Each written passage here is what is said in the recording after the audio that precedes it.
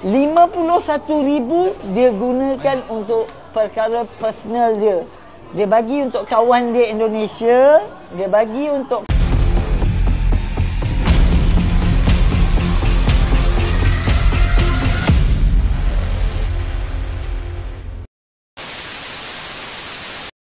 YouTuber Isa Ishak mendedahkan bahawa Aiman PT2 telah dipecat serta-merta selepas didakwa menyalahgunakan dana syarikat berjumlah RM51,000. Menurut Isa, pendedahan ini bukan sesuatu yang mudah untuk dilakukan kerana ia secara tidak langsung mencerminkan kegagalannya dalam memimpin dan memantau pasukan sendiri. Isa menegaskan tindakan tegas terpaksa diambil demi menjaga integriti syarikat serta kepercayaan penonton dan rakan kerjasama. Isa berkata lagi, sehingga kini beliau tidak dapat menghubungi Aiman PT2 dan difahamkan individu itu telah melarikan diri ke luar negara selepas insiden berkenaan terbongkar. Alright, so guys, okay, so keputusan domestic inquiry Aiman PT2 dah keluar. Okay, jadi bagi yang tanya kenapa saya bagi tahu pasal Aiman PT2 ni publicly, sebab saya terpaksa sebenarnya. Because vendors contact kita. But however, saya akan terangkan dulu, sekejap lagi korang akan faham sendiri. Okay, so apa yang berlaku? Saya akan cerita A to Z apa yang berlaku. So macam yang korang ada pendapat tentang Aiman PT2, kita semua pun sama juga. Saya anggap dia sebagai adik dan sangat rapat. Saya tak pernah terfikir apa yang berlaku ni akan berlaku. Dia bagus. Dia bagus, rajin bekerja. Sampai minggu lepas. So, bila benda tu berlaku, saya sendiri pun terkejut. So, apa yang berlaku? Kita ada projek dekat Sarawak. So, pagi tu, everyone pergi ke airport dan nak fly. Tiba-tiba, dia message, dia bagi tahu, bang, saya sangkut jam, saya sampai lambat. So, saya kata, okey tak apa, beli tiket pukul 6 petang. So, kita dah sampai kat Sarawak, bumbang, sambung projek kat sana. Pukul 6 petang, dia message saya, bang, saya kena tahan dengan immigration dengan... Pukul 8 juga. Pukul 8 malam. Pukul 8 malam dia bagi tahu saya kena tahan dengan immigration dengan polis. Kau bayangkan dia bawah tanggungan saya. Dia bagi tahu macam tu. Jadi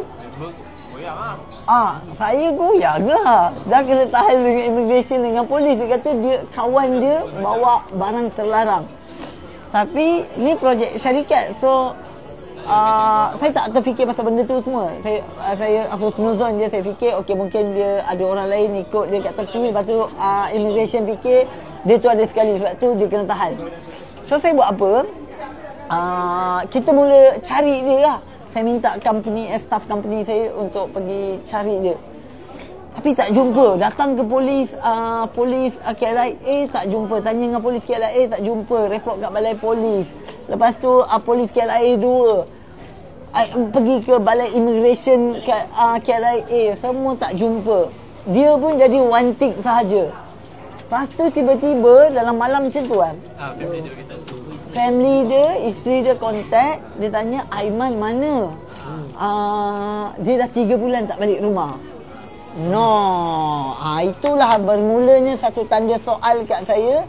Sebab sebelum ni semua, dalam 1 bulan lepas ni, dia banyak kali datang kerja lambat dan bagi tahu nak hantar isteri dia pergi klinik, anak dia sakit dan sebagainya. Baru sebulan ni, sejak kebelakangan ni. Itu okey lah. Saya biasa izinkan je. Sebab itu memberi satu tanda soal besar. So saya minta company saya, tak isteri dia bagi tahu, you guys tak check in dekat KLIA ke? Kenapa korang kat Sarawak, Aiman kat sini? Rupanya boleh masuk dekat email isteri dia. Aiman pergi bayar kat mana-mana pakai kad yang ada duit company tu, akan masuk kat email dia. So jadi saya jadikan laju sebab kita nak catch api. Okay.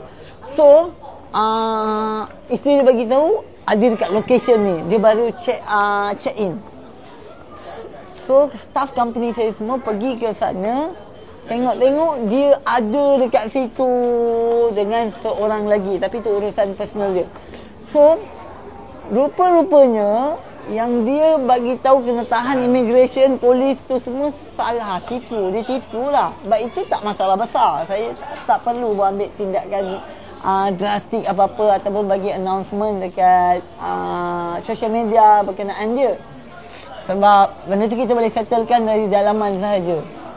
Tapi tak sampai 1-2 jam, okey, ada staff saya dah jumpa dia, bercakap, lepas tu beli tiket ke pukul 8 pagi. Okey, tak apa. Saya cakap dengan staff saya cakap tak apa, belikan dia tiket pukul 8 pagi, tak apa, datang je ke Sarawak. Sebab bagi saya kenangan dengan dia tu lebih bernilai.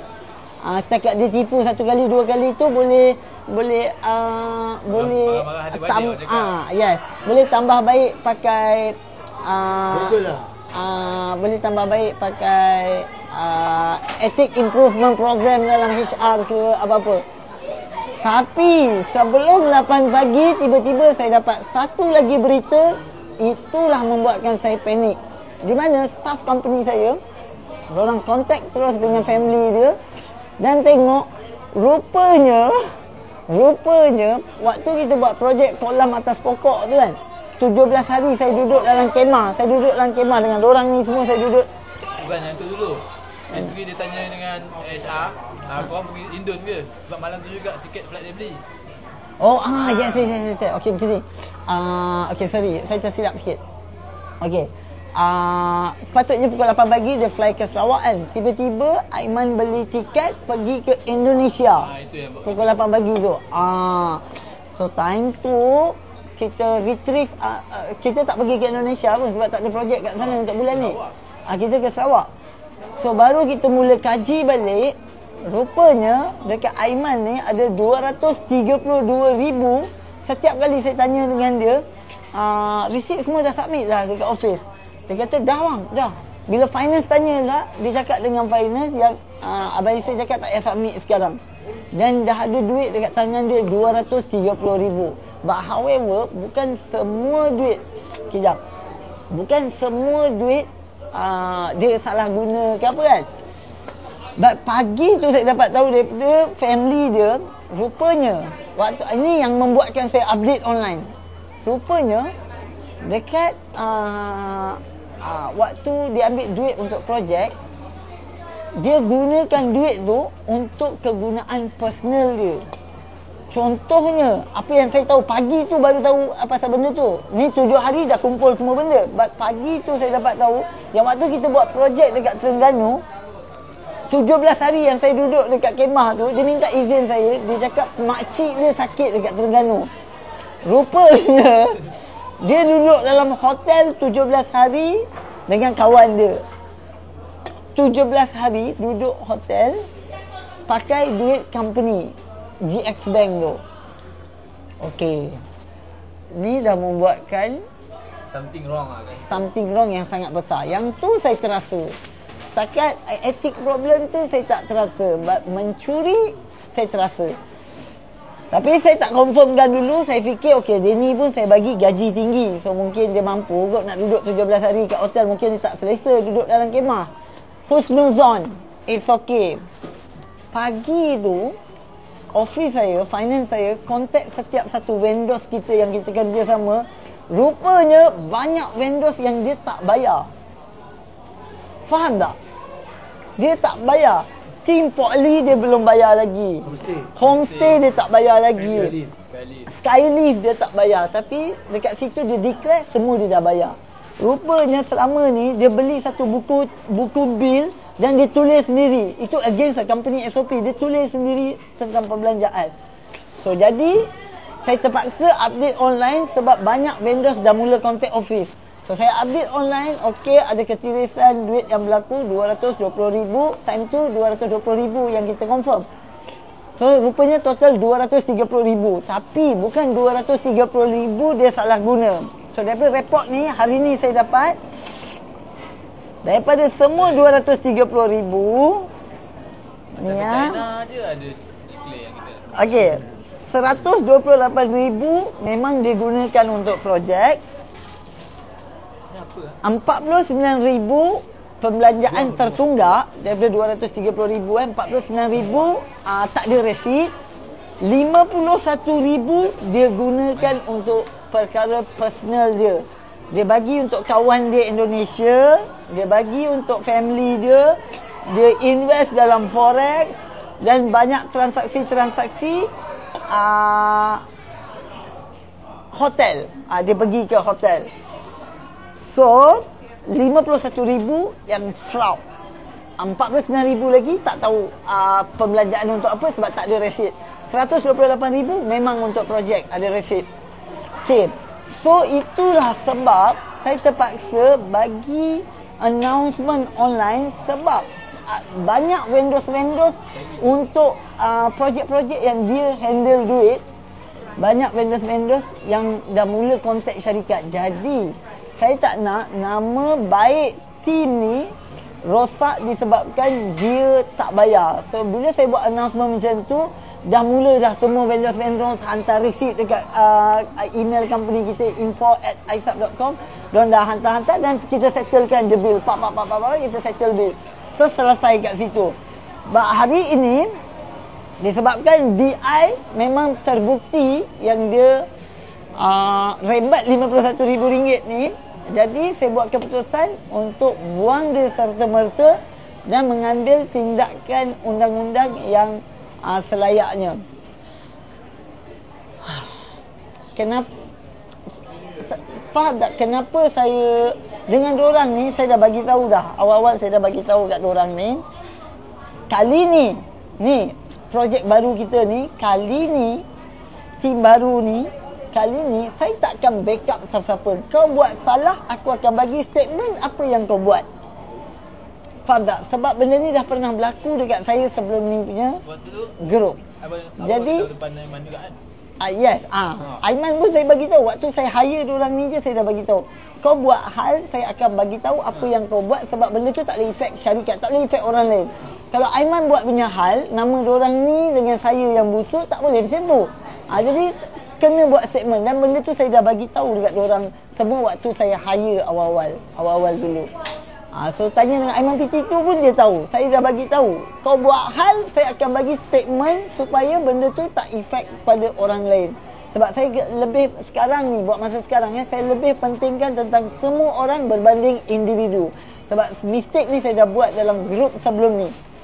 Saya cuba backup benda-benda yang tak sepatutnya di backup. Dan akhirnya apa yang saya dapat? Okey, saya tak nak cerita pasal benda tu. Okey, jadi itulah apa yang berlaku. Ada apa-apa yang saya termiss tak? Itu je lah. Isteri dia kontak company je lah. Minta tolong kalau dia ada. Sebab dia tak balik langsung tu yang start tu kan. So sampai sekarang lah isteri dia still lagi kontak company. So itulah. Sangat satu perkara. Okey, saya terlupa satu benda. Okey, dan lagi satu main reason kenapa saya perlu buat statement adalah dia sampai ke hari ini saya tak boleh contact dia. Tak ada siapa-siapa yang dapat contact dia. Dan dia tinggal barang-barang company dekat airport dan dia fly pergi ke luar negara. Macam tu je dia lari. Dia gerak. Jadi sebab tu saya perlu buat statement ni. Lepas tu awak tengok barang company macam mana dia tinggal lah. Ni tim saya dekat airport. Mana?